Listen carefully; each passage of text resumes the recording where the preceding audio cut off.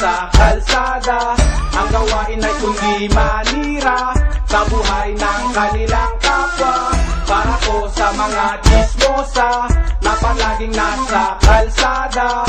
Ang gawain ay kundi manira sa buhay ng kanilang kapwa. Umaga, tanghali, hapon at gabi, hindi pa rin nawawala ang mga chismosa sa tabi. Kapag dinasagap ng balita, di sila mapakali. Bakit naman sila ganyan? Kasi chismosa nga. Kaya naman pala nagchichismisan na sila. Pasensya na sa tatamaan, pakiintindihan na lang. Wala namang mawawala kasi ganun pa rin naman ang lihim ng aking bibig. Chismosa ang nakadinig, dumisimpleng makadinig na para bang natutulig. Nandyan na naman sila, nagkukwentuhan sa tabi. Nagtumpok ang mga tao na akala mo ay tae. Mga chismosang nagsikal at nakala mo'y inosente. Akala mo walang alam, hindi mo lang natunugan. Pinag-usapan na naman, di mo pa rin naramdaman. Para to sa mga chismosa na laging nasa kalsada. Walang ginagawa kundi tirahin ng kanilang kapwa.